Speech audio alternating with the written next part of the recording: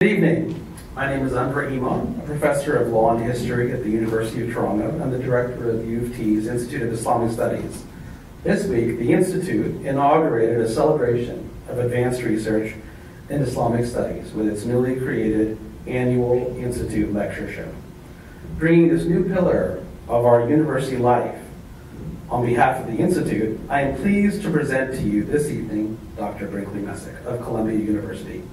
Dr. Messick is a professor of law and anthropology specializing in the study of Islamic law as it has taken shape in the 20th and 21st century Yemen, his principal field site. Dr. Messick's first book, The Calligraphic State, was a tour de force in the study of Islamic law. In that book, Brinkley elaborated in great detail the nuances and contours of Islamic law as it encountered, met, and was ultimately enveloped within the modern state. In this study, Brinkley offered a detailed close reading of texts as they took shape in and also affected their local contexts, their institutional contexts, and their growing bureaucratic ones. Unlike any book at the time, and even since then, Calligraphic State traced the intricate hows, whens, and whys of Islamic law and state law, encountering, getting enmeshed with each other, and in many cases, being restructured one by the other. A brilliant study, Calligraphic State is only matched now by Brinkley's most recent book, published last year, Sharia Scripts. It was the occasion of this long-awaited study that the Institute invited Dr. Messick to be our inaugural Institute lecturer for 2019. We are ever so fortunate that he accepted. Let me give you a short account of his contributions to our community already.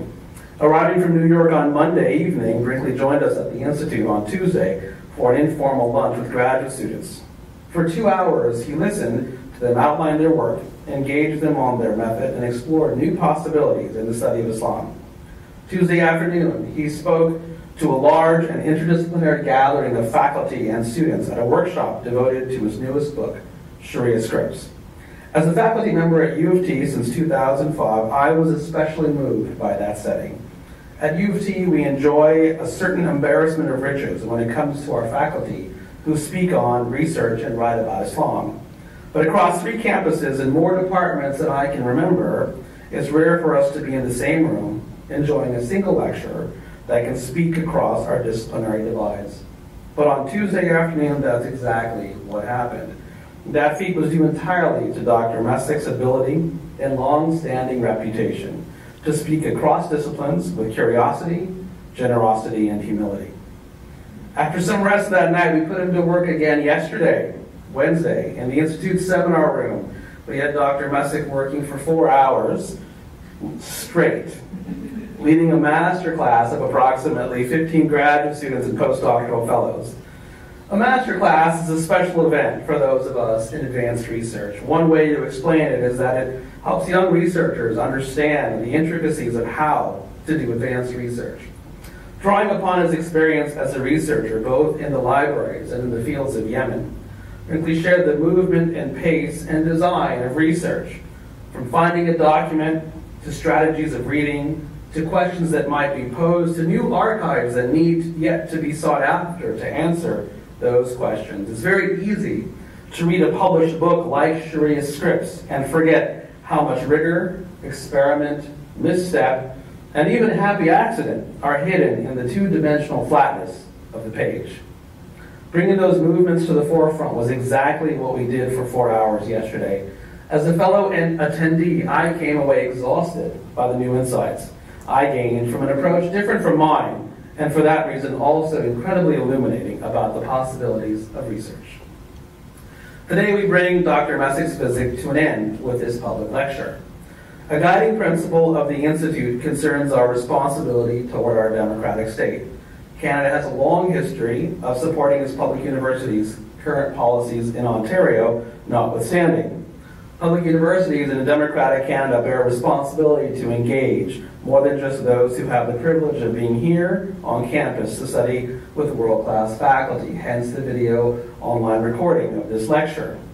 In this era of fake news, alternative facts, and ideological reporting, the university is one of the last institutions we can rely upon where the pursuit of knowledge, and even truth, still has some resonance.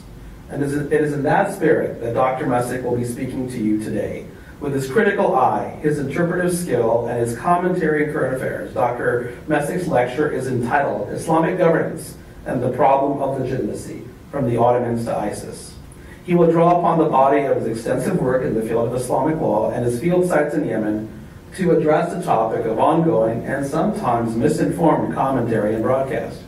His lecture is especially poignant for us, given what we can see vanishing before our eyes in real time, as the country of Yemen is overwhelmed by violence that is stoked by regional powers that see in the country and its people a mere proxy for something else.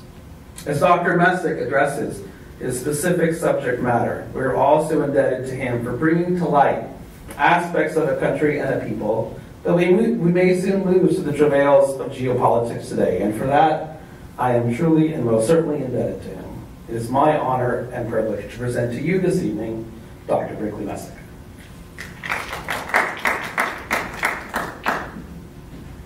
Thank you,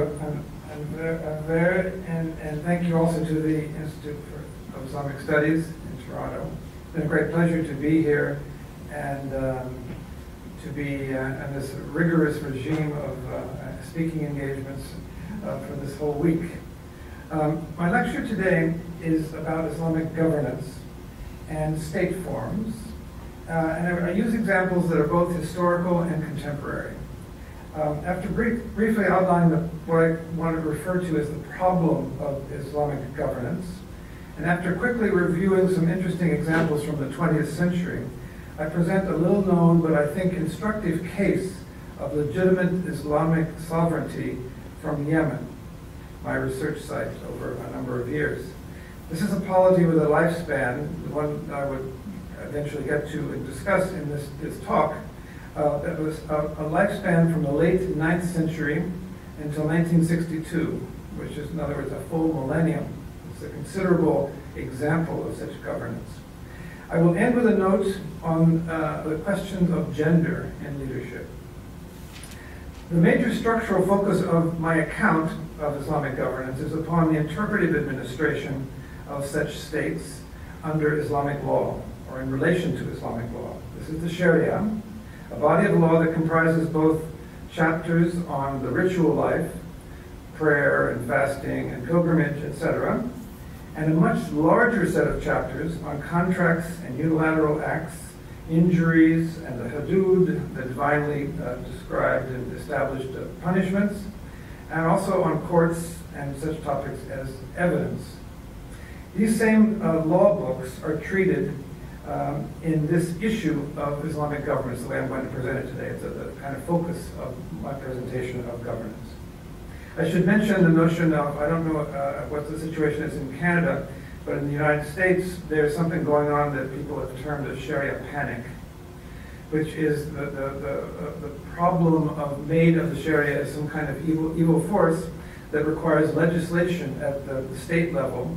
And a large number of states, Oklahoma, Tennessee, and many others, have legislated against any role of the Sharia in the laws of those states, in the courts of justice of those states.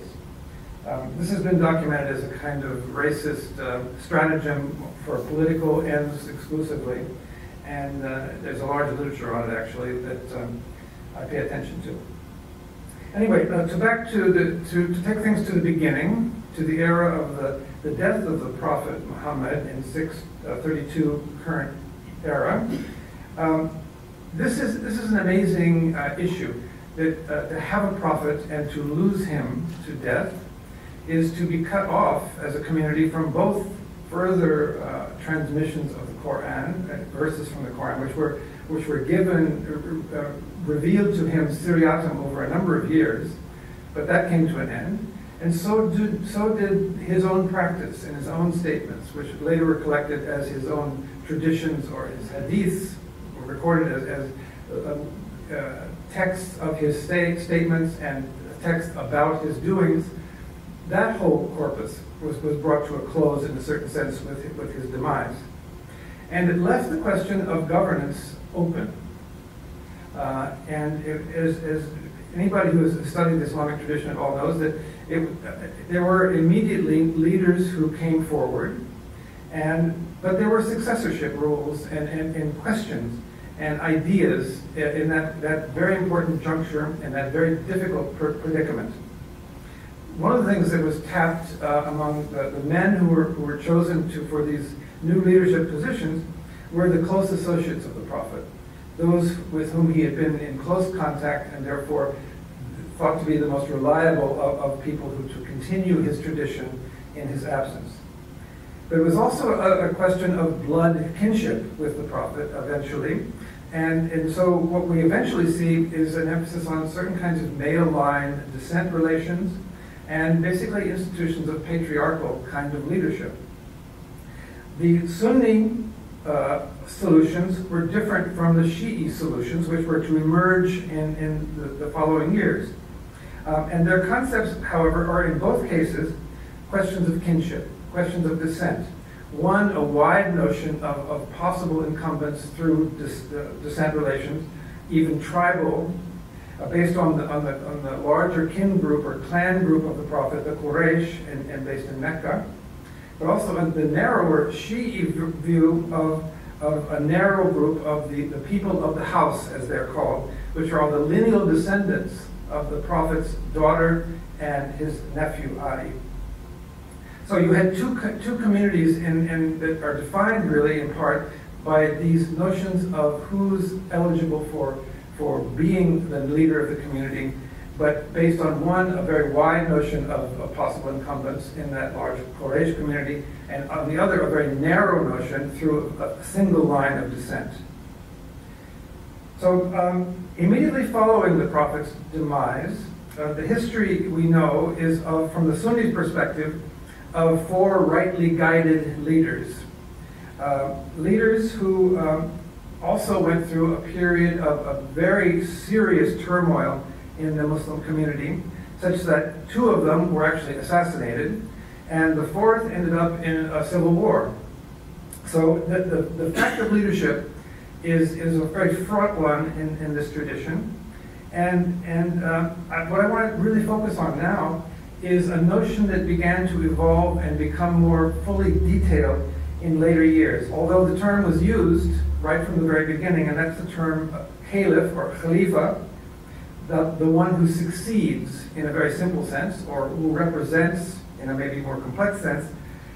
And the notion I want to talk about, the caliph or the khalifa in Arabic, is synonymous with another term that I really want to focus on the most, and that is the term imam.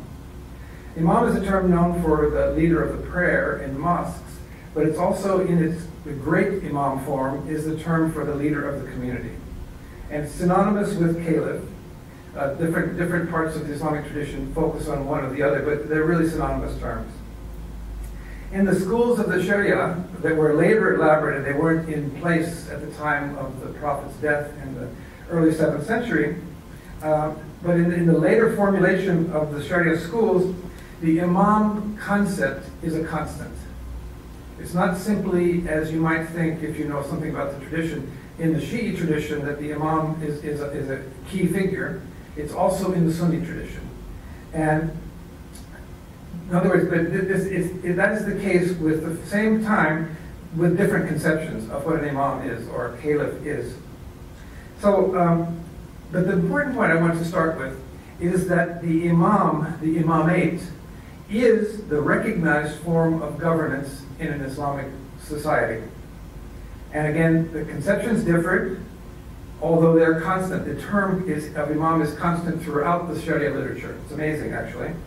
But the conceptions are different and they're instructive, and also the historical realities, more importantly, differed from what was on the books, so to speak, in the law books. So the imama, this tradition of governance, is a form of unified interpretive and temporal authority and governance in a single figure. This is the important thing, because what we find in later years is a separation exactly along those lines. In other words, the interpretive authority regarding the Sharia became something that the scholars, the jurists, were thought to hold, and the head of state was thought not to be competent in that subject, in that matter, and that had no capacity as an interpreter even though he may have provided a world in which the Sharia was itself upheld. So this separation between interpretive and temporal or political authority is the key happening of history that I want to talk about a little bit too. I want to mention, though, that even on the Sunni side, where the Imam is not so well known, it's relatively well known in terms of the Imams of the Twelver tradition of Iran, Iraq, and Lebanon. But on the Sunni side, no lesser figure than al-Mawardi, who writes about both about the governance of relations in Islam, but also in one of his law books, writes about the imama, about the head of state, about governance in Islam, and it focuses on this figure of the imam. This is a Sunni writer writing this way, and he says in his book that there are 7 conditions for the imam. The first is that person be just. So it's adala, justness. Secondly, knowledge, equipping that individual for ijtihad, which is interpretation.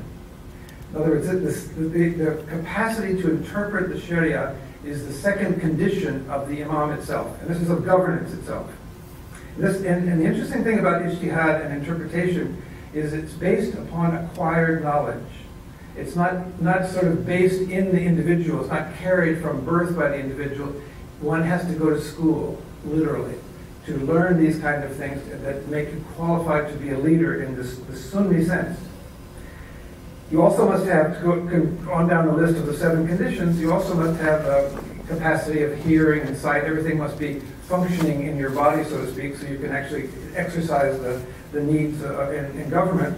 Your body must be sound and things like that. But another interesting thing is you must have administrative ability. And so it's not simply that you're a stay-at-home textual scholar or a super strong interpreter with no sort of practical administrative ability. You must have that as well. And thirdly, among these other topics, is you must be courageous and brave. But this is in connection with the actual military defense of the community, and for such things as ijtihad, which is often defensive, but could be offensive. But in any case, you have to be able to, as later people would say, you have to be an expert in both the pen and the sword. And then finally, for Mawardi, you have to be from the family of Quraysh, this larger clan of the Prophet Muhammad in Mecca. Now, the history of this Sunni figure starts with about 14 caliphs. They were called caliphs in the Sunni tradition mostly, in the Umayyad tradition based in Damascus. And there were a few also in Andalusia and Cordoba, and it continued on later. And then following them, some 38 Abbasid caliphs based in Baghdad, that next dynasty. And then there were a few titular caliphs in Cairo under the Mamluks, but they were really separated and not highly functional. Finally, in that great history of those many centuries, you have the Ottomans, who called themselves caliphs starting in 1517 and up until the 20th century. So there's that long history of caliphs, which I would want to talk about what that actually meant in terms of how those figures fit, for example, Mawardi's 7 conditions. And I would suggest that the main thing you would take away from that is that most of those caliphs were not capable of ijtihad. They were not capable of interpreting the Sharia. They were not capable, they did not join in themselves that interpretive and temporal authority. They certainly had the temporal authority for the most part, but the other part was left to the jurists. That's the history we've been told, and that's the history we really understand to be the normal history of the Islamic governance tradition, is these rulers that were sultans. They may have been called caliphs, but they were really kings and other kinds of temporal authorities. On the Shia side, one had to be a direct descendant of Ali with his wife Fatima, and Ali being thought of, he being the fourth of the 4 well-guided caliphs at the beginning, but for the Shia, he was the first imam. And they use the term imam almost exclusively, although sometimes caliph is possible too. But again, the descent rule here is narrow through his descendants. And it's also different. The other key thing is that it concerns this Sharia knowledge, is that it's not about interpretation. It's about infallibility. Infallibility is a different kind of thing. It's not that you have to go to school to become infallible, as you do with learning the interpretive skills of the Sharia jurists. But these individuals were also the unimpeachable source of guidance in the Sharia at the same time. But ijtihad is really not a question in the Shia tradition, because this is built into these chosen persons. The history there is mostly of the Twelvers, Shia, based in, as I said, in Iran, Iraq, and Lebanon. And it's also a very interesting case of a lineage group that goes through 12 imams. That's why they're named the Twelvers, and that's it. And then the next imam goes into what is called occultation or ghaiba in Arabic, but it's the disappearance of that individual, which becomes the further problematic of the Twelver community up until the very present. A second Shia group is the Ismailis, and we have the Aga Khan as a present representative of that tradition today. We also have the history of the Fatimids in Cairo, which were both sultans and also imams. But imams also in this kind of sense of infallibility. And that's from 909 to 1171. So these are two separate histories that, if you look in the law books of each of these schools, whether it's Ismailis, 12 or Shia, and the four schools of Sunni law, imams are in all of them. It's part of the tradition. It's the tradition. It's not about kings. It's not about sultans. It's not about shahs. It's about imams. But they're differently conceived. I'll come back to the history of the imams in Yemen in a minute. The Zaydis, who are the school of these imams in Yemen, are also Shia, but they have a different kind of configuration that sort of shares. It's in between, really, the Sunni community and the regular Shia community, in that they have that kind of eligibility through descent, very direct descent, but except for that, they're very much like the Sunnis in the sense that they do not recognize infallibility, and they do require Sharia interpretation skills which are learned, and so this capacity for ijtihad is crucial and one of the conditions for their imam. And it was a central dimension, I argue, for Islamic governance. So, histories of Islamic polities in general did not go by the book, so to speak. Among Sunnis, the division occurred between interpretive and temporal authority, between the pen and the sword. In the Shi'is, governance modes had to wait for the expected return of the Mahdi, the Imam, and governance had to adapt itself to that reality, that conceptual reality of that particular Shi'i school.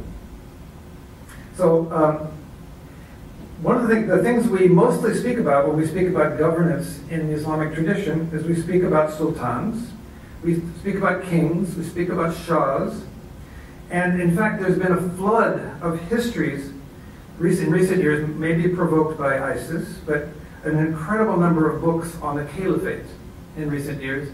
And to my reading, just as a cursory reading of all these numerous works, one of the amazing things is there's no attention to Sharia interpretation at all. It's all about kingship. It's all about sultanship. And there are also some important other genres that I would mention that for this tradition of kingship.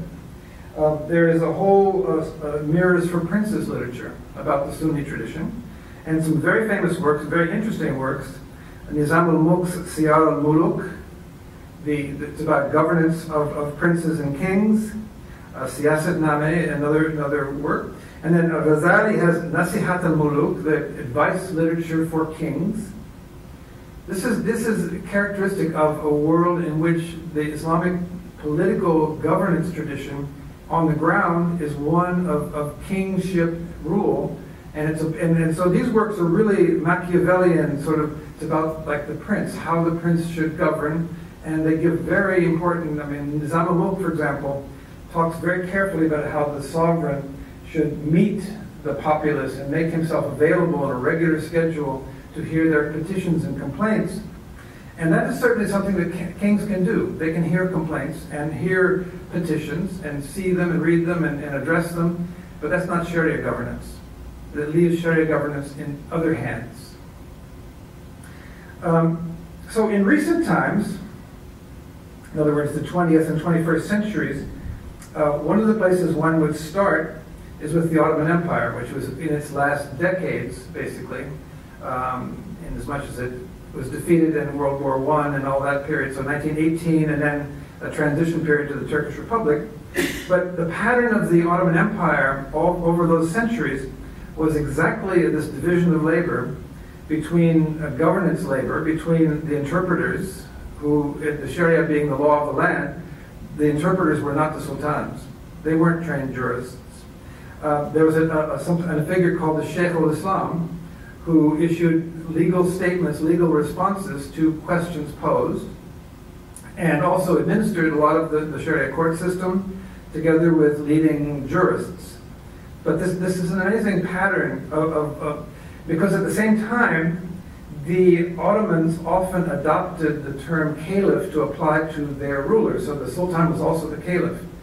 But what did that mean? It didn't mean anything in terms of what it had been. They also were not even Quraysh. They were not even on descent rules were wrong, and because they came from Central Asia, etc. And they had no notion of them as being mujtahids, capable of Sharia interpretation. By the turn of the 20th century, the Sharia itself had undergone some very important restrictions, narrowed down to mostly family law. New kinds of courts were introduced that were in parallel to the Sharia courts, the Nizamiya courts. New kinds of appellate jurisdictions were introduced, new kinds of prosecutorial institutions. So the Sharia wasn't itself anymore in the sense of how its place in governance was to be thought. The empire came to an end again in 1918, and the Sharia itself was abolished under the first decade of the Turkish Republic in 1926. It was abolished and replaced by Swiss law, which I think is sort of, anyway, I don't know Swiss law too much, but anyway, so the last caliph, to get to some images here, was this, from 1922 to 24, he actually died in 1944, is Sultan Abdulaziz II, who's up there, not looking like the sultans of the great past, and then there also were people who aspired to be the caliph still, even after the empire and after the Islamic law was abolished in Turkey.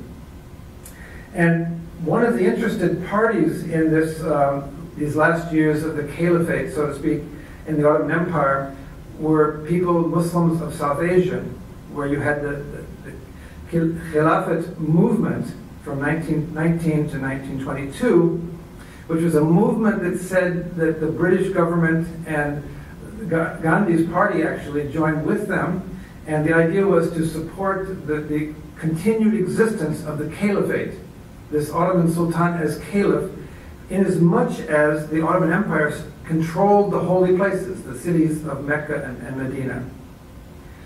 One would say in parentheses that Mughal dynastic rule, which had been a Muslim government of Egypt, had ended officially in 1857, although it effectively was out long before that under colonial governance in the subcontinent. So these are a couple of images from the Khilafat movement of different groups, and I must say I can't identify these two photos. I found them, and these are part of movement people, but I would be open to people who know more about the Khilafat movement, which is totally interesting. But these look like different groups of people, actually. So I'm a little bit up in the air about exactly who I'm presenting to you. And the story of modern Islamic governance, if we can speak of that, is a story of its intersection with colonial governance. And so you have, but this leads you to many Western forms, from the Dutch in Southeast Asia to the British, and not only in the subcontinent, but in South Arabia and across parts of Africa from east to west. And then the French, of course, in North Africa especially, and even the Italians in part of North Africa. Each of these countries had their own colonial versions of governance that always intervened in restricting Sharia, first to start with, but also took the reins of government entirely in their own hands. And there are interesting property aspects of that too. So I'm not going to try to do colonial governance, that's not the agenda really for me today. But I want to move on to the independent nation states that emerged after the colonial period. And in that emergence came an important new kind of legal text, namely a constitution. Typically, nation states had constitutions known as Dustur in Arabic. And one of the most important or most characteristic things about these constitutions is, although they had a Western form in many ways because they were identifying a nation state and describing a citizenry, but typically they have as one of the key articles that the primary source of legislation and of law will be the Sharia, will be the Islamic Sharia. So this is again a kind of symbolic thing, but it had implications that could be very concrete depending on the country.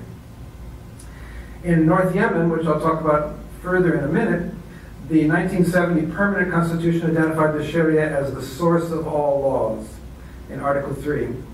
The Egyptian Constitution of 1971 and the United Arab Emirates Provisional Constitution of 71 described the Sharia principles as a major source for legislation. How these things happened, I've looked closely at how that happened in Yemen, and a lot of the legislation was about commercial banking and all sorts of forms of insurance and things like that, which have no sort of source, no identity with the Sharia at all.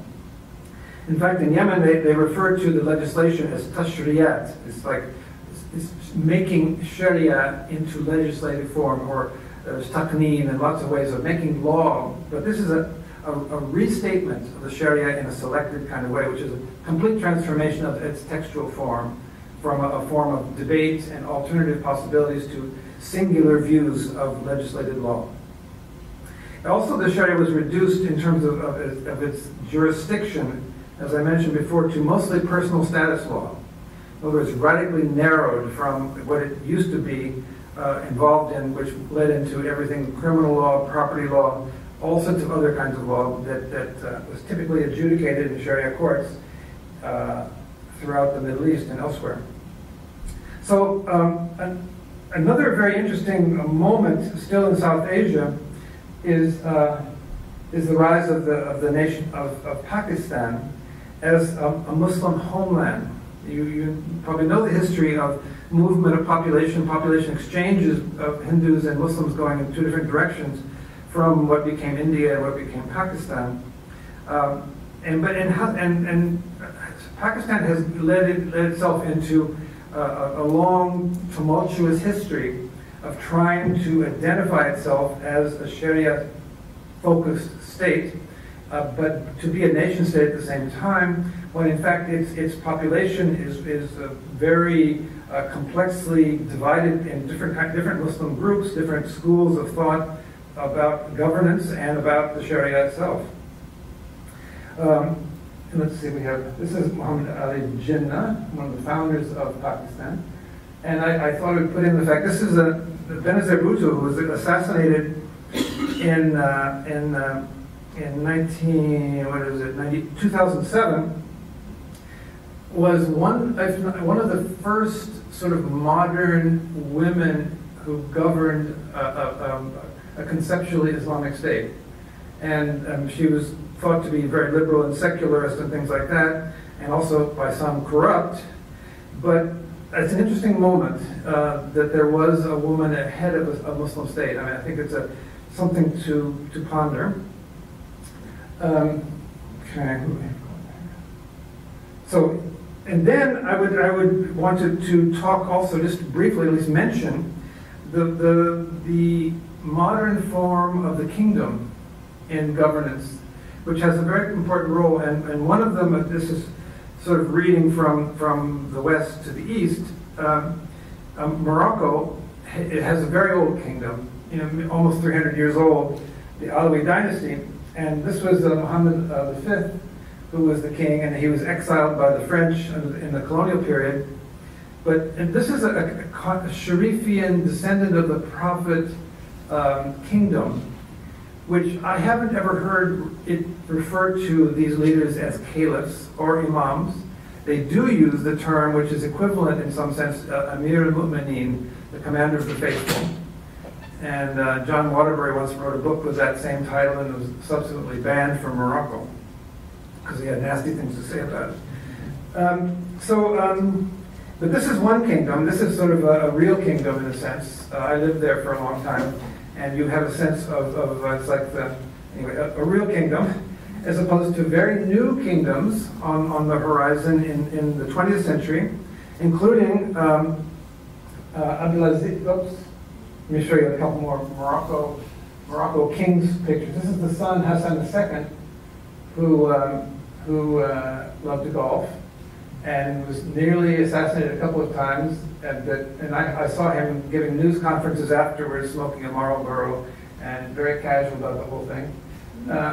And here he is. I was living in a town in the far south of Morocco, Ouarzazate, and he came for the first visit ever by the king, and all the tribes were asked to assemble. These are their black tents, which they only keep at home in their apartment buildings now. They don't really use these tents. But anyway, his picture's up there, and I was late for the proceedings, so I was walking by, and everything was empty, and just his picture in their tents. And it was amazing because the day he was coming, he was driving down out of the mountains, coming over the mountains from Marrakesh, and a huge rainstorm, clouds came up and came down with a huge descent, a deluge on the crowd. Then the skies opened, the sun came out, and the king drove up. It was very royal. It was quite amazing. Okay, that's Morocco. And then King Abdulaziz of Saudi Arabia. Again, another very interesting relationship between a king and a jurist. Muhammad Abdul Wahab being the jurist, and a negotiation between the two, the military capacity of the Saud family, the leadership capacity, and then the juristic authority of Abdul Wahab, the jurist. And that was an agreement to actually to proceed that way, which is an agreement which in some form persists until this day. Again, but it's the classic split between the sword and the pen. And then still newer, the Hashemite kingdom of Jordan is based on the right kind of descent, Hashemi from Bani Hashem, the Qurayshi kind of descent group. He's a king. I don't think he uses the word sultan. He certainly doesn't use the word caliph. And he's also deceased, of course. But this is a new kind of kingdom born there. There was a similar kingdom in Iraq in the same period. And again, as I mentioned, Turkey, which became a republic early in the 1920s, abolished the Sharia, and Egypt abolished the Sharia courts, at least, in 1955. I would like to turn this, so that's a quick view of kingdoms, which are 20th century phenomena. And then this turn of events with Ayatollah Khomeini and the Islamic Republic of Iran and the revolution there in 1979 is an amazingly important feature, because here you have a new kind of conceptualization which acknowledges the absence of the imam, the awaited imam, and yet has the governance of a jurist. An individual has both of these capacities, both as an interpreter of the Sharia. He's the highest rank Ayatollah, which means that he's been through the training system, he's been through education, he's not infallible, but he is a highly trained jurist, and the whole theory of governance there is the governance of the jurist, wilayat al-faqih. And so it's an amazingly interesting moment in Islamic governance to have this kind of a state. And there much more can be talked about in terms of that alone. But let me move on just to say a few more things One other phenomenon that I think is interesting in terms of Islamic governance is the phenomenon of the Islamic party, the Ikhwan al-Muslimin, the Muslim Brothers, who have representatives in many of the Middle Eastern countries, the central Middle East, especially in Egypt, of course, famously. And they actually won an election in Egypt, as you will remember, with Morsi. And theirs is a kind of governance, if they got into power, that would look sort of like an Islamic form that unites a temporal capacity of administration and military operations and things of that sort with interpretive skills. And how exactly they think of the Sharia itself, given that in the Egyptian context, is not exactly clear, where the Sharia courts were abolished and Sharia was restated as it was in other places, but still ended up being part of governance, and in the constitutional courts of Egypt was litigated quite a bit.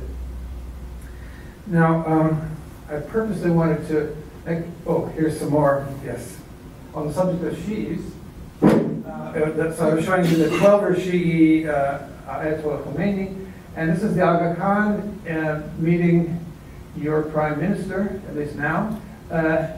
And I was just in the Aga Khan Museum today. It's quite an amazing kind of world of this Ismaili leader who is himself an imam.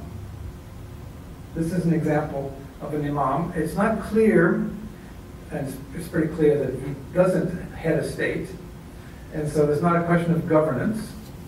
But and it's also not clear that he's an interpreter of the Sharia, except in his infallibility. I don't know if that point ever gets pressed much or elucidated, but that's anyway.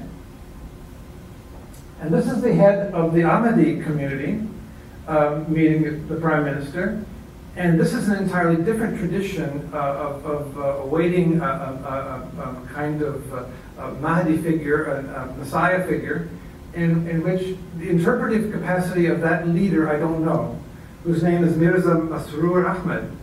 And he's also meeting the prime minister, of course, and he also isn't the head of state, but I would want to know what the technical features of his interpretive capacity would be, and in respect to what law would it be, what school of Sharia, for example. Okay. Oh, I meant to leave a blank before I got to this set, because this is important to talk about, but it's also, to my mind, it's the kind of thing where we're talking about criminal behavior on the one hand in regards to the Sharia, and a corruption of the concept of the Islamic State. That's my opinion. I think it's pretty widely shared, but I don't want to prejudge anybody else's interpretation. But the Caliph Abu Bakr al-Baghdadi drew on these concepts of legitimate descent. I've never really actually seen whether he had Qurayshi descent that was asserted. I should have known that before I spoke today.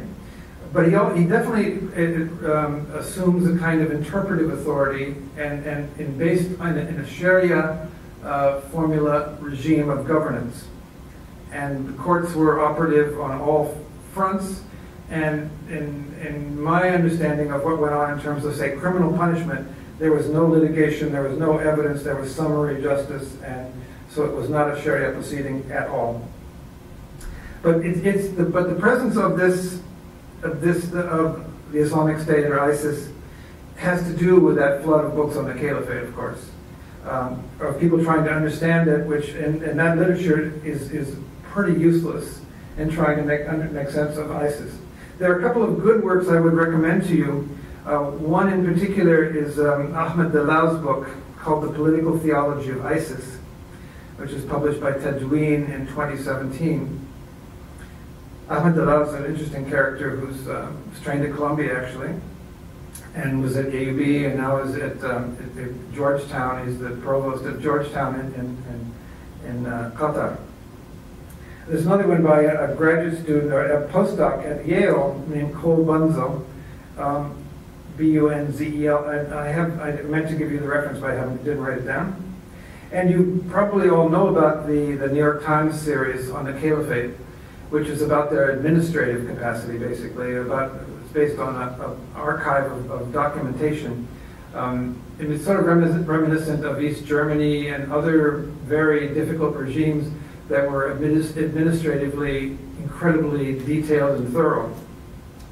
I don't know, the work I referred you to, the Dalal and Bunzel works, maybe they're already in the past. Maybe they are already speaking about something that is no longer what it was. Maybe we are in a moment of its absolute demise, but that's not clear at all. One of the things we can say about it, where did that slide go? This is the wrong one. Too bad. I had an image of their journal, their online journal, Dadet, which is, one of the features of this Islamic State is that it was incredibly media savvy. And I was going to show you a cover of their first edition is on the Caliphate. And then it has a subheading on the Imama, on the Imamic tradition. So I'll leave that behind, the ISIS tradition, even though it, in some kind of objective sense, fills the notion of a unified leadership that is both interpretively skilled and also administratively has the administrative capacity. It in fact fails in the key, if you go back to Mawardi, the key conditions of the Imam, that they be just. Okay, so let me turn to Yemen now, and I will show you that map.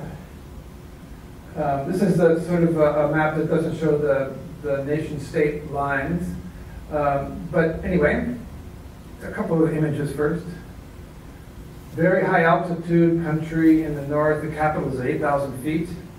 So, and a lot of countryside, sort of semi-fortified villages and things like that. Very agrarianly productive. Very luxurious in terms of, one of the reasons I don't worry about some of my friends who live in this area is that the harvests are often very, very rich, and the grain's stored underground, and there's lots of other kinds of grains besides sorghum and wheat that you see being cultivated here, and lots of greenery and vegetables, and lots of animal husbandry. And in the northern part, close to the Saudi border, it's hard to do anything. You can be attacked if you're walking with a sheep. But this country is inherently rich. It's well watered, at least in the southern slopes and things like that. And in this place, these imams came in the 9th century, end of the 9th century, and they came really to settle conflicts between tribal groups in the Sada area in the far north. And that has always been part of their tradition, and that continued down into the 20th century, that they would intervene in difficult conflicts to help settle them, and often in Sharia terms. That was one of the things they brought with them, was this Sharia regime. So this is the ruling Imam of the 1950s, basically 1948 to 1962, Imam Ahmed Hamid al-Din. And I want to talk about that kind of role, because this is an example which is sort of unique. It's a kind of exception, a kind of counterexample to our normal ideas of what an imam or what Islamic governance itself can be, in that this figure brought together these capacities as an interpreter. He was a mujtahid. He worked in Sharia cases. He supervised the courts of justice, appointed the judges, and worked with their opinions. And I'll show you a little bit of that in a second. But he also had a kind of administrative side that is sometimes called, in the modern term is siyasa, means politics, but the old term for that is really for governance. And so there's a governance side to the imam here, and I want to show you how that works as well. And also he was able to fight. He was able to wield the sword. He actually was in combat a little bit in his father's administration. And so he had all those things. In other words, an imam couldn't be this bookish kind of retiring individual who's the consummate legal interpreter. He had to have these other capacities as well. So this is the capital city, Sana'a, where the imams were sort of headquartered, although that last imam lived in the town of Taiz, which was to the south of where I lived, which was in the city of Ib. And I just want to give you a couple of images of the Yemeni architecture, that some of which has been destroyed by the bombing.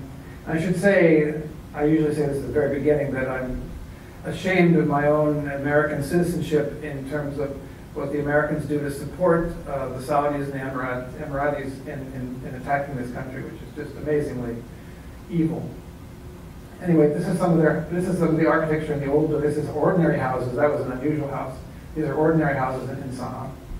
This is a place I've never been. It's this kind of summer house of the imams. It's sort of a touristic thing now, but literally there are great pictures of it, and it's pretty dazzling to see, but I've never made it there. It's in the countryside outside of Sana'a. This is what it looks like from inside the rooms. They have both open wooden doors on the windows down below, which are clear glass, and then on the top you have these with stucco tracery and colored glass. They live pretty large. And this is the basic law text. This is what's known as the Book of Flowers. It's one of the basic Zaydi school law texts, the opening line of which is Yajibu ala muslimina shar'an nasbu imaman. It's required of the Muslims in the Sharia to delegate or appoint an imam. And this is a kind of formulation which is key to a whole chapter of their law books, the last chapter, in fact, in Kitab al-Siyar. But I want to emphasize that it's not unique in that way. What's unique is the actual implementation of this formula in history. I mean, the 12 Shia have these very similar formulas about imams, but they have an absence of imams from after their 12th incumbent. And the Sunnis mostly had kings. Some of the caliphs may have been capable of jurisprudence and interpretation, but here the story is one of people who were, for the most part, not all of these imams were fully competent in interpretation, and the Zaydis even had different terms for a less than competent interpreter. So they used the term muhtasib, which has another meaning for market supervisor kind of thing, but it's what they mean by a not fully capable interpreter.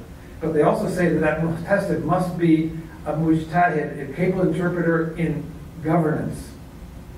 The governance part is equally important. And you see down in the bottom here that this whole notion of a mujtahid, it's right in the middle actually, and it's unpointed, and I can't point to it, but mujtahid is one of the conditions. A mujtahid, an interpreter who is just. And this is the printed text from the 20th century of the same book, which has the same language in it, broken up by the commentary. So you see under the break there, yajibu. Actually, it changes the order of the text actually to make the grammar right, so the line is a little bit shifted. And this just to show you that Sunni schools had the same idea. This is just evidence of that. This is a Shafi'i manual that's in verse that says roughly the same. It says, "Fardu ala nasi." I can't even say how it reads again. "Fardu ala nasi."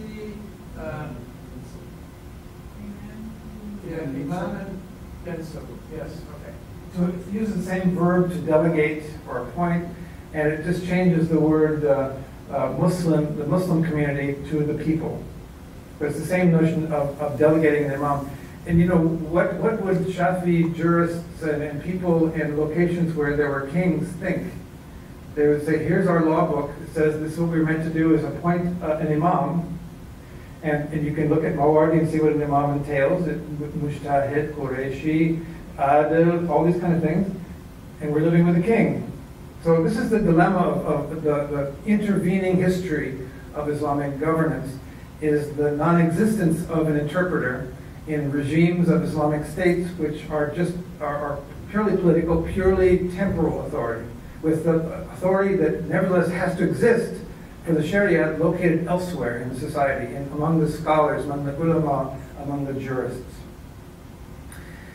Okay, so, but as I say, there are two sides to this business of being an imam, and these two sides, there are three sides. One is being military capacity, I won't go into that. But the other one, besides being a mujtahid, an interpreter, is that he be a mudabbir, capable of tadbir, or governance, or siyasa, which is the other side of governance.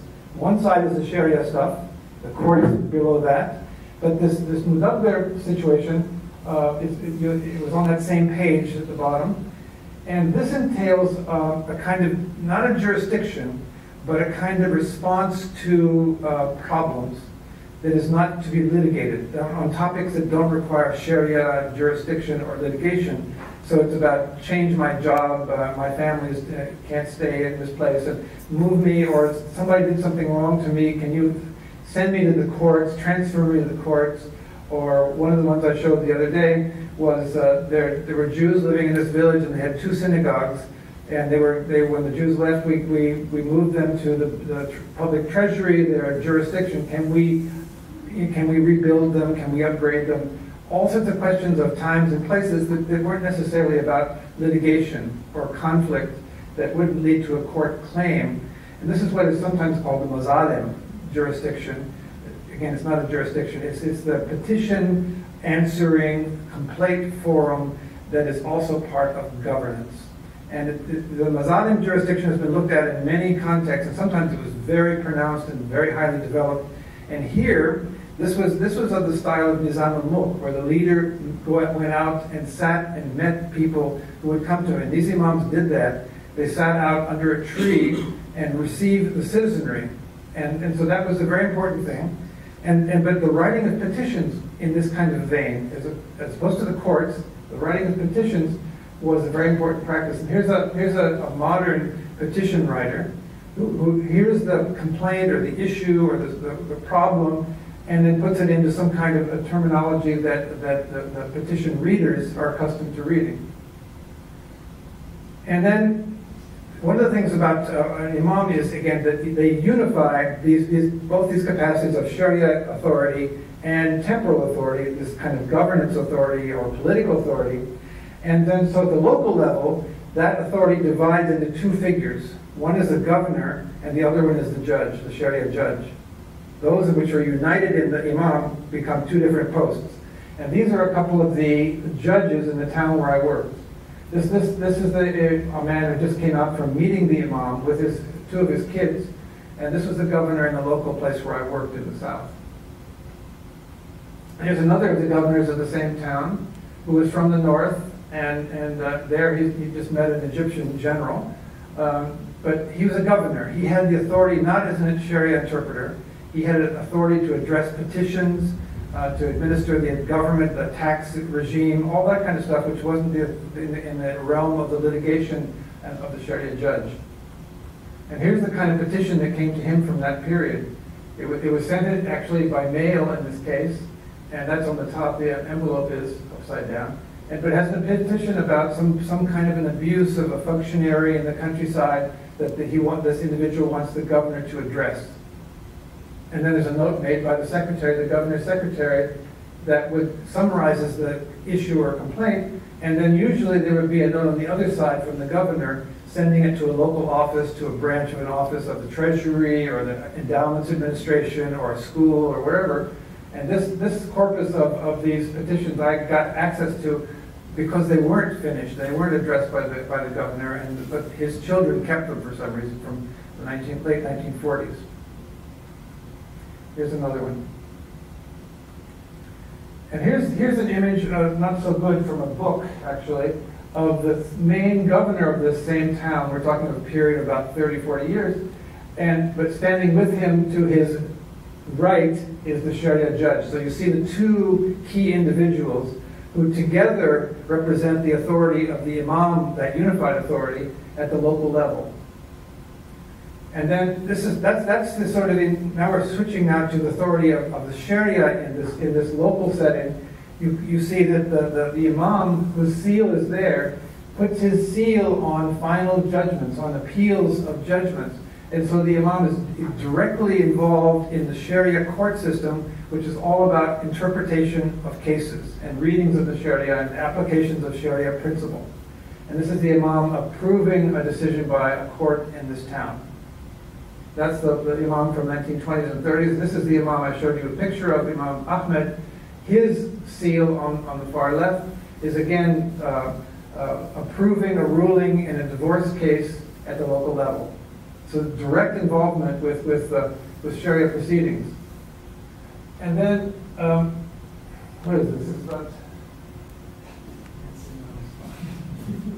Okay, this is one of the things that these imams did was that they issued personal opinions. And these opinions were elicited in connection with court cases that the judges were troubled by the issues, couldn't figure out what to do. And so they asked the imam directly, and I have the correspondence back and forth between the imams and the judges, in how to make a ruling. And so the imam, versed as an interpreter, would direct the judges how to rule in those cases. And those opinions given back to the judges to address those particular cases later were abstracted from those cases and became ruling principles as precedents in later cases. This is one of those precedent kind of things that when it's abstracted, this concerns the transactions of women, as you can see. And in fact, it looks like it's going to be negative about women's property, but actually it affirms women's property against those who might take advantage of those women. And here's a judge in the court, a local court, a claimant potentially coming in to address the judge. And here's that same judge reading one of these long Yemeni Sharia court judgments, hukum, which later became the cover of my book. And this now is to conclude a little bit with, before I do that, I just want to say a couple of things. One is, if you were to follow up on the history of the Yemeni case, because one of the things that happened, of course, was there was a revolution in 1962 against the imams, against imamic rule, to have a nation state that was led by military commanders in the standard model from across many countries in the Middle East. And it led to a very interesting period of transformation and legislation and constitutions and those sorts of things. But it also led to various kinds of strife with the South, which had been colonized by the British. And then there was a reunion, and there were civil wars. It's a long history. But I would also say, just to bring it up absolutely to date, we now have in the Arabian Peninsula the Al-Qaeda in the Arabian Peninsula operative there. And also, anyway, that's one thing. And I should say that the Houthis, famous from a lot of the recent news, are in exactly this tradition of the Zaydi imams. It's the same folks, basically. But let me conclude by saying, one, that this counterexample, as I've presented it, of the Zaydi imamate, which is again a 1,000-year phenomenon, not just something new in the 20th century, is an important counterexample in that, in my little field of Islamic legal studies, it has been understood by the leading people that this kind of imam never happened in practice. Even though it was on the books, even though it was the law of the books of the Sharia itself, that this imamate never was realized, and Joseph Schacht called it a fiction, period. And so this is a counterexample to those folks in my field who say this has never happened, it's an impossibility, because here's 1,000 years of it to be examined. Finally, I want to, and this is why you're seeing this unexaminable picture. Anybody know what this is? This is the Queen of Sheba meeting Solomon. And this is Piero della Francesca, the famous Italian painter. And I put this up here because I want to have a concluding note on the roles of women in leadership. And Yemen has a very distinctive history in that regard. And part of it has to do with Bilqis, who is the Queen of Sheba. Other people, the Ethiopians also claim her, of course. And she figures in the Bible and elsewhere, and the Quran, addressed off stage, sort of. But she was clearly, if she existed, a leader, a female leader of a state, in fact an empire of some sort, who had an amazingly strong tradition of leading her polity. This is before Islam, so it's not a question of Sharia governance. So that's one, that's Bilqis. And this is another instance from Yemen. This is the little village, the town actually, of Jibla, which is across the valley from the town where I worked. And this is a mosque that was built by a queen, Queen Arwa, who was a Sulehi, Fatimid, in other words, Ismaili queen and head of state in a state that existed in southern Yemen, and her tomb is still visited to this day by Bohras and others from the subcontinent. And I visited her tomb. Actually, I used to be able to go in this mosque in the old days, and now I'm not permitted to go in this mosque anymore for no reason. The world is changing. But anyway, but her work is recognized throughout Yemen as incredibly interesting, sophisticated leadership. She built roads, stone roads, all through the valleys and up the mountainsides, are all attributed to her. She built this incredible mosque. She built many other things. And in more recent, this is the inside of the mosque, near her tomb. And this was when the first university that was built in this part of Yemen was built in her name. Say her name? Yeah. Arwa? Yeah. Queen Arwa University. Which is, it's amazing to have that kind of recognition. And it was built on an endowment of her land, actually, which was in the middle of the valley. So you have these two amazingly strong models for women in governance. And this is just an instance of it, how it comes down. This is a friend of mine with 3 of his daughters and 1 of his daughters-in-law. And the 2 daughters on the end are named Arwa and Bilqis. And these are extremely common names in Yemen. The reproduction in names of these very authoritative women is very much alive and well.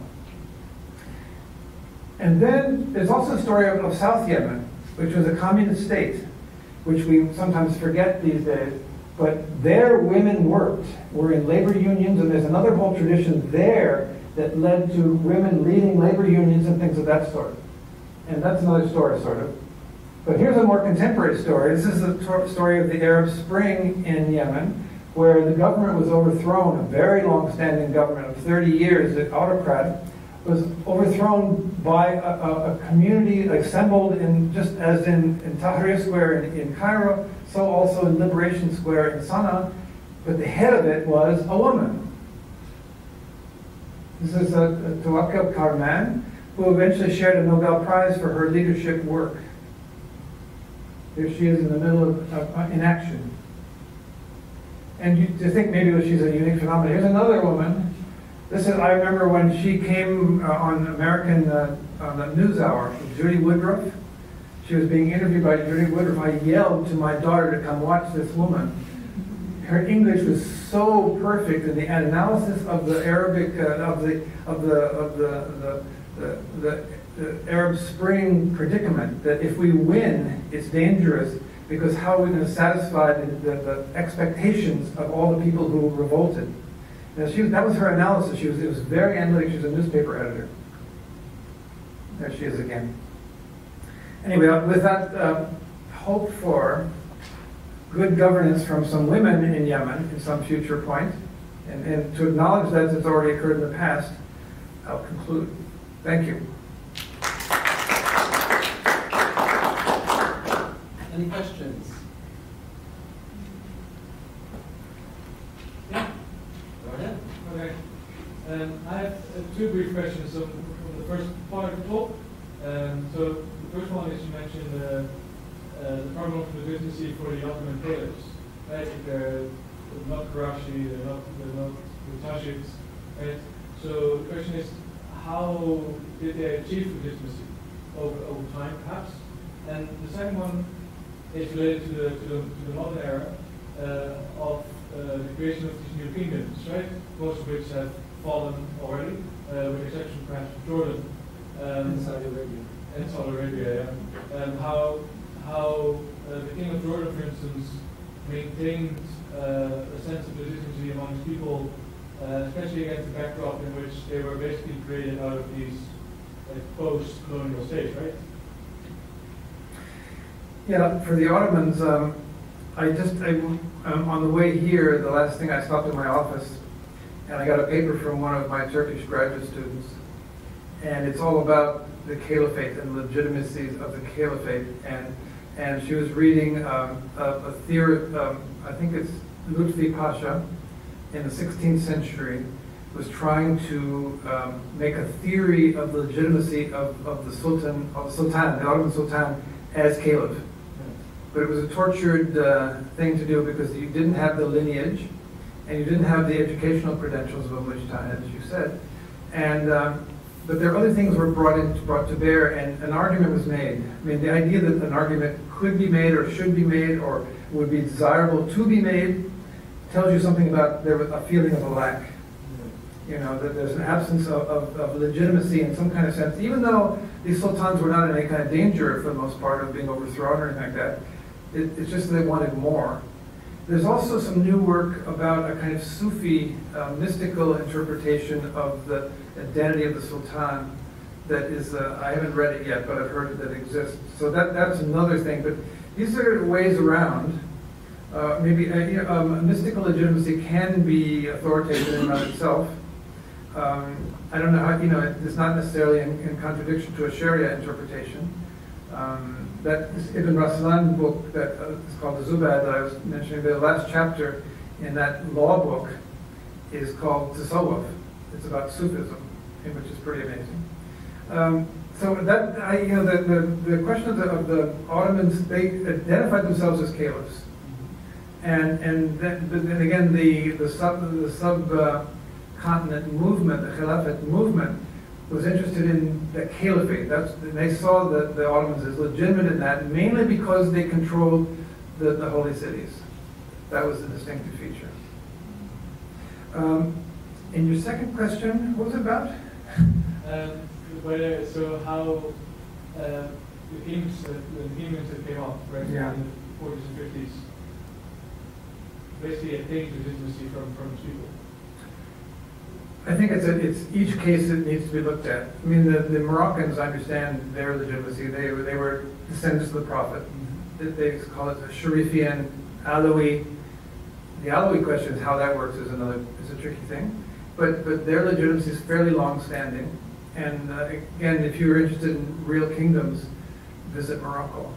I mean, the concentration of wealth in the hands of the king, the palaces in all the towns, and it's amazing, actually. But then we have a new king, of course. Not Hassan II is long gone, and it's a very different kind of kingdom. Even though some of these power relations are very much maintained, it's now about corporations and things of that sort. And other kings, I think their legitimacy, the Hashemite kingdom of Jordan, I mean, I think it's endangered from time to time.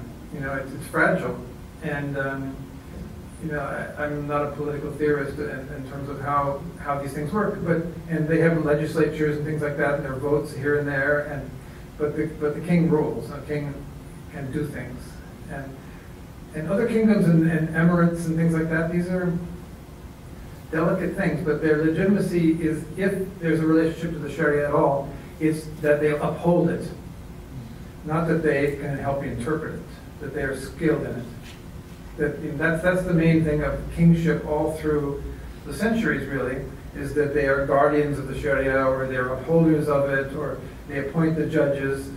But I would look at the Yemeni Imam appointing a judge. That's a legitimate transmission of authority from a Sharia jurist to an appointed jurist, as opposed to a king appointing a judge. It's almost not legitimate at all. Other questions? This isn't so scholarly a question, but are you able to go to Yemen still? No. No, I haven't been there for a few years. It's dangerous. It's very dangerous. The whole country's dangerous, isn't it? I would say the whole country's dangerous, yeah, and for different ways. I mean, even I lived in the middle, and the far north has been very heavily hit. Sana'a in the high middle has been hit pretty much, but not completely. It still functions. There's still embassies and things like that, and banks a little bit, and governance is still happening there. In the town I lived in, the main minaret fell down, and people said, "Oh, this must be the Houthis doing this kind of thing." But it probably just fell down, and it was old. And then the main town below, to the south, which is called Taiz, has had tank battles in the town, neighborhood to neighborhood, artillery battles, not shooting up, but shooting right across the town, and just horrible stuff. But they have proxy forces in all these kinds of ways which are, and as we've learned in recent months actually, armaments made in Germany, made in England, made in America are not staying in Saudi hands or Emirati hands. They're getting in militia hands and ordinary citizens. I mean, when I lived there, Kalashnikov was sold in markets. I mean, I could have had one if I wanted. And everybody had guns at home. A very armed place, but now it's unimaginably armed. I mean, it's just way beyond. And so you can't go. You know, in the old days you could go, and when I went, you could just drive city to city. It was really an amazing place. There was a moment of democracy, actually in the 1970s, that was astounding. The newspapers were vibrant. There was all sorts of opinion. Different political parties were operating. There were free elections. Women voted. Women drove cars. It was an amazing place. And but outside forces were even at work then, corrupting what was going on, building, opposing schools and radical schools, and funding people to subvert the government. We have hopes because back to the women there and those kind of political activities that they led and others like that. There were various kinds of communitarian coming together of all the political parties to meet. They realize they have to do that, and so there's a strong heritage actually that I mentioned at the end of my book. That my hopes would rely on that capacity. Like, for example, when they legislated the Constitution, they brought that constitutional draft around to each of the cities to talk about it. Consultations, hearing the views of people. And so it's an amazing place that way. It's a place that didn't have a colonial period. I was wondering if you could elaborate a bit about the point that the Muslim Brotherhood had the potential, I guess, to bring together the interpretive and temporal powers. And my question has to do more about the ijtihad side of things. So, was it the idea that Morsi was capable of this, or was it the idea that the party kind of had a vision of trying to control this? I don't know the exact sort of position of the party on the question of ijtihad, of interpretation, whether their leading figures must be capable as jurists. I assume they must be, in some sense, but whether they would ever claim an Islamic State thing, I doubt it, actually. I think they were more into representative government, democratic elections, and things like that. That was their aim, was both to be an opposing party and a tolerated one under autocratic rule, and also to win an election, which they did. And I think it turned out that Morsi wasn't a very good administrator. And so that side of the old Imama formula, the mudabbir, the siyasa, the governance person, and that was certainly weak. And whether he was also weak on the knowledge side, wasn't he a medical doctor or something like that? I forget. Anyway. Yeah. So I wondered what his ijtihad. So ijtihad is, it's a term from the past. It's a term with important weight, especially in any kind of Sharia regime. But to have it in governance is rare. That's why I find this imamic example from Yemen so interesting. I have a question. The cynic in me wants to say that these claims to Islamic legitimacy, whether it's the Moroccan king as Amir al-Mu'mineen or the Hashemite king of Jordan, these are top-down claims by the regime to quickly claim legitimacy. And the Yemeni case you're arguing, if I understand correctly, is actually this is an opportunity to look at a system that operated as it claimed. And so perhaps, whereas the earlier histories that we've read have been very elite commentaries about what politics ought to be, about what governance ought to be, your unique vantage point is as an anthropologist, you come and you also see how the claims from the elite actually filter in relations between individuals, parties, whether it's through the governance structures or not.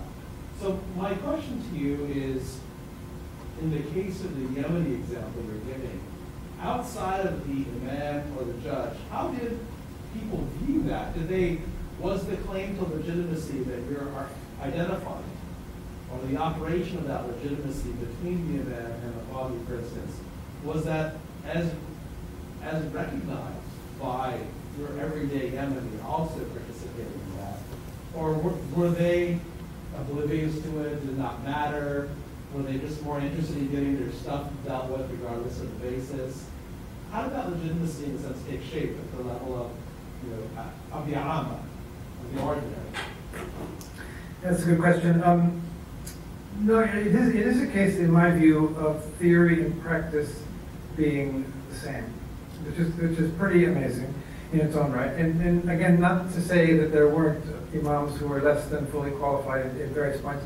Particularly in the 19th century, there were a couple that people point out and say, really, it was already dissolving and it wasn't really happening. But these two interpreters, these two imams of the 20th century were high-quality interpreters. They were both mujtahids, they had ijazas and certificates and things like that. And even Rashid Rida saw in Imam Yahya a potential caliph for the entire Muslim world, for example. That this is the kind of person who really was the thing. Rashid Rida, who wrote a book on the caliphate. But also, in the 20th century, these imams, the father in particular, started the notion that this was actually a kingdom. He used the word kingdom. It's sort of amazing to see that. But that was sort of the currency of the moment in the Middle East that he was trying to, and some people argue that even in the publication of some of their law books, they tried to present themselves as just like any Sunnis. Which, in my view, they are actually very close to the Sunnis in their jurisprudence and things like that. But your question is not about that.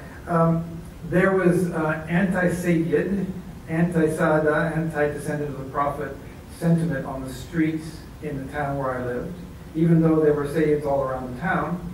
And there was a kind of tension that was old standing between Zaydi school and Shafi'i school in that town. But it wasn't tolerable. It wasn't out of control, and people knew about it, and governors could handle it easily, and they could be either Shafi'i or Zaydi. It didn't really matter. But the kind of thing, even more back to the Amma, is one of the things that people would say about the judges is in that era was that the Imam gripped their hearts. The Imam had them under control in the sense that he guaranteed their justness. Even though there were occasions of accusations against judges of corruption, and later Republican, as soon as the revolution happened, I used to go to school closing events and things like that, or some kind of public event, and there would always be a history of the oppression under the imams and things like that, which I always took with a grain of salt, but I take it with more of a grain of salt now when you've got other things going on. But the gripping of the heart said that the imams were attentive to the people they appointed at the local level. And the other thing I always remember is the notion the imam's house in the city of Taiz, Imam Ahmed's house, was actually a very small house, much smaller than this room even. Just had a few rooms in it, and one was the Supreme Court sat there, there was 3 guys, and then the imam was to be sitting in the next room. But it was out on a little bit of a hill, and the story of the Amma, the general population, was people were afraid to raise their eyes up to that house out of haiba, this kind of awe, sense of awe of the imam. And I don't know how far that went or who it circulated among, but the notion of haiba, this kind of, just that, and even judges would try to cultivate haiba a little bit, and they would talk to me about whether they had to wear the right clothes, and it looked right, looked like there's somebody serious, because as they said, the Qabili, the tribesman's mind is in his eyes. You have to sort of look the part. So this is a whole thing, I wrote an article once called "Kissing Hands and Knees." It's about class difference, it's about subordination, it's about honor, and how people would come into the room and they would kiss the hand and the knee in front of me, of the judge. But they did the same thing with their father, their own father, and with the sheikh that they were the tenant farmer for. So there's subordination and elevation and honor and prestige and power. So that structures the whole society, not just with the imams. Last questions? Yeah, I've got one. You started out saying there was Sharia panic in the United States, and Well, I guess to get right to the point, do you see a role for Sharia in American law? I've participated in Sharia in American law, actually. I was asked for an opinion in Ann Arbor when I lived there about dower in Islamic marriage contracts. The courts asked me, I said, really, I mean, no, but I'll answer if you want. And I said, yes, the dower is a part of a marriage contract. And I said, so that was real, and it also there's something called a postponed dower that wasn't paid right at the time of the wedding or the marriage, but it was still due by the husband to the wife.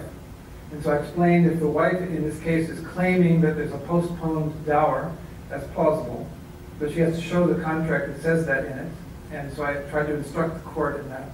But I tried really to stay out of it, but that was the court wanted that itself.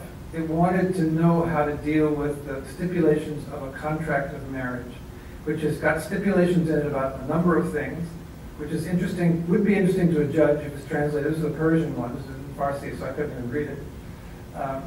But you know, and the other model for me is the Archbishop of Canterbury, who said that we should have the capacity to bring certain aspects of Islamic legal thinking or rules, like contracts, into our jurisdiction, just the way we do Jewish law, that the Jewish community can adjudicate certain kinds of problems in its own ways, or can make settlements in its own ways. And that's in fact what happens in England. There are councils, I think, which basically go and litigate. They aren't judges, forums, and things like that. No police, no prosecution, but they're settlement arenas. And so these are efforts to settle in the terms of the community itself, in as much as both parties are Muslims and they're from the same school of law or something like that. Then why can't they settle their own way? That's the notion. But the Sharia panic stuff isn't about that at all. It's about finding, there's no notion of Sharia at all. It's a boogeyman that can be used to raise up the racist bigots of the Republican constituency. That's my view. That's a harsh view, but that's, there's a wonderful site. What is it called? The Southern something. Southern Poverty Law Center? Yes, that's right. Thank you. Southern Poverty Law Center. They have the best website on Sharia panic. Oh. You can look it up, SPLC. That's exactly right, thanks. It's interesting, that stuff. I mean, it's a way into American politics, actually, what it is. It's not about Sharia. So if I might ask the last question of the evening before we relieve you of the burdens of belief, which you masterfully managed. I want to ask you about, and here I'm asking you to, in a sense, take off your anthropology hat. Did I have it on today? And in a sense, your history hat. But I'm going to ask it from a different angle. The legal anthropologist Ali Jinnah, when she writes about international banking and finance in Japan, says, well, at a certain point, the Japanese investment structure, she's writing about global counter trades, cannot help but be drafted in light of New York rules, because New York's rules govern so much of the international financial market. When Dubai, the Dubai International Financial Center, when it creates its rules on arbitration, it's following UK law, so that ultimately any disputes decided there are governed by UK law, and the currency is the US dollar in Dubai. And so it's a special jurisdiction. And so in a context of globalization and global markets, where the dominant law remains either UK English law or New York financial law, banking law, what is the place for these ongoing contestations around Islamic law and legitimacy? Do you think that at a certain point, from a legal perspective, given the work you do in law itself, specifically working with legal texts, is it a false promise? Is there something else going on? How much of this is really about law? And I say this as someone who is very much committed to the study of Islamic law, but wonders how much of it there is anymore. Anymore. mean, it depends where you are and who you are, I think. But I want to insert here my view that this particular law is a kind of pre-modern capitalist law that is about sale contracts and alienation of individual property, and it's about profit and loss. It's about commodities. It's about commercial capital. It's about capital. I mean, it's about inheritance. It's about endowments. It's about credit. It's about pawns. It's about all these things that we take to be quintessentially part of the capitalist regime of law. And this one happened to have existed many centuries before the capitalist regime of law emerged in Europe. And my hope would be that we could translate and communicate about this law that it's not a religious law in some kind of cutting off the head sense. It does have capital punishment, just as many states in America have capital punishment. And it's a more serious capital punishment in that it also allows forgiveness and blood money, victim compensation kind of thinking, which just came to American law a few decades ago. And I think it's a very modern kind of law that has a certain kinds of qualities about things that can't be transactioned for, of course, wine and pigs and things like that. But otherwise, it's amazingly flexible and very up to date in some sense. It's based on a private property regime. I mean, what do you need for capitalism? What do you need to make sense and be able to think about this as not too distant? Stock exchanges like the one in Dubai, that's something else. Anyway, I didn't answer your question, but that's my view. Well, if I may ask all of you to join me in thanking Professor Meslick for his time this evening, for this week. It's been a real pleasure and honor having you as our inaugural IS lecturer. Thank you. My pleasure.